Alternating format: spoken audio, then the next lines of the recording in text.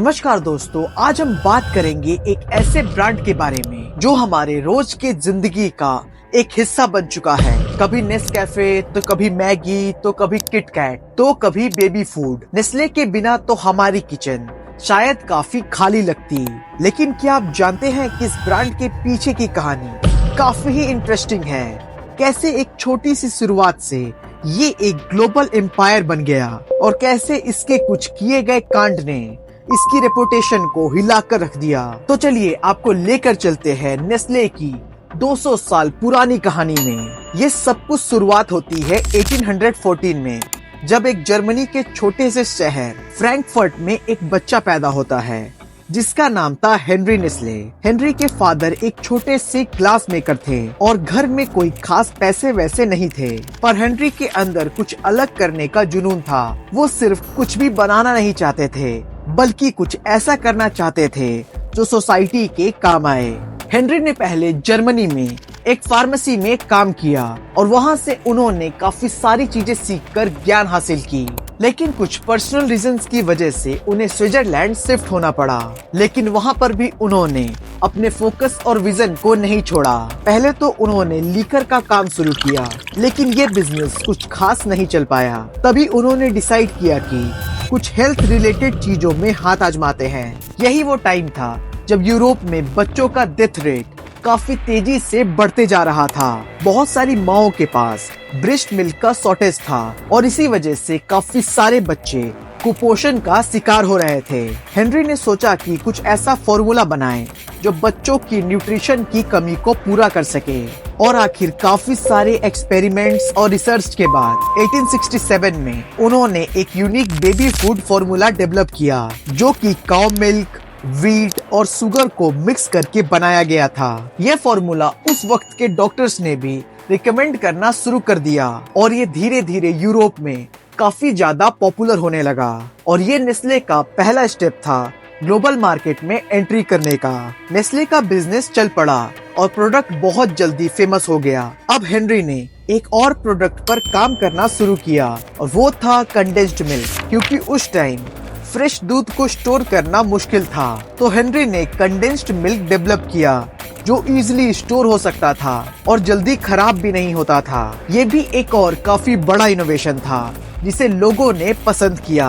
1875 तक Henry Nestle ने अपने बिजनेस को सक्सेसफुली एस्टेब्लिश कर दिया था। लेकिन जैसे ही वो बुढ़ापे की ओर बढ़ने लगे तो उन्होंने डिसाइड किया कि कंपनी को नए लोगों के हवाले किया जाए। और यहीं पर शुरुआत होती है नेस्ले के बिजनेस एम्पायर के एक नए फेज की। नेस्ले के बाद नए ओनर्स ने अपना एक्सपेंशन स्ट्रेटजी शुरू किया।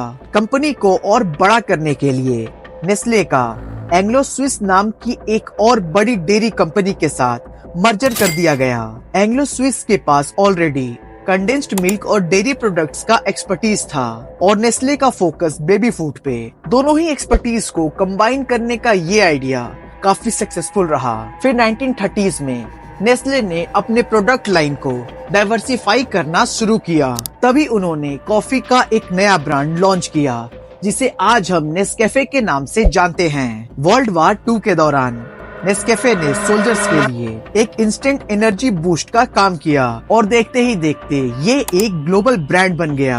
अब आपको लगता होगा नेस्ले की तो सिर्फ सक्सेस स्टोरी है, लेकिन असली मसाला तो अब शुरू होता है। जैसे जैसे नेस्ले बड़ा होते गया वैसे वैसे इनके साथ कंट्रोवर्सीज भी साथ चलती रही। सबसे पहला बड़ा कंट्रोवर्सी आया और वो आया बेबी फूड मार्केट में। नेस्ले ने अपने बेबी फॉर्मूला को डेवलपिंग कंट्रीज में एग्रेसिवली प्रमोट किया और माओ को ये दिखाया गया कि ये उनके अपने ब्रेस्ट मिल्क से भी बेटर है।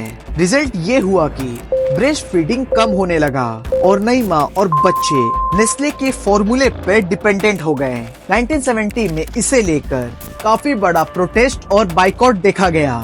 लोगों ने कंपनी पर एक्यूज किया कि उनका ये कैंपेन एथिकल नहीं है, क्योंकि इस वजह से ब्रेस्ट फीडिंग की नेचुरल प्रैक्टिस कम हो रही थी और इसकी वजह से नेस्ले की इमेज को काफी नुकसान हुआ था। फिर आता है 2015 का इनफेमस मैगी कंट्रोवर्सी, जो कि इंडिया में ही हुआ था, जिसमें लीड कॉन्टिमेंटेशन के एक्विजिशन लगे और मैगी को कुछ टाइम के लिए बैन भी कर दिया गया। इंडियन मार्केट में ये न्यूज ऐसे फैली जैसे कि आग में घी। बहुत सारी स्टेट गवर्नमेंट ने मैगी के स्टॉक को विड्रॉ भी कर दिया था और इसके बाद नेस्ले को अपनी इमेज वापस पाने में काफी स्ट्रगल्स करने पड़े।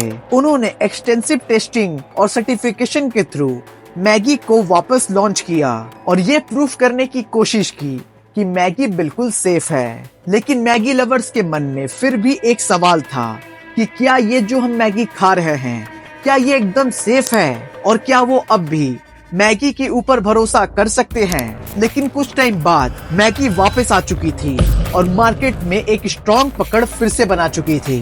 लोगों का प्यार भी मैगी के लिए वापस आ गया। लेकिन इससे नेस्ले ने ये जरूर सीखा कि किसी भी कंट्रोवर्सी का इम्पैक्ट उनके ब्रांड पर क्या हो सकता है। लेकिन कंट्रोवर्सीज यहीं खत्म नहीं होती।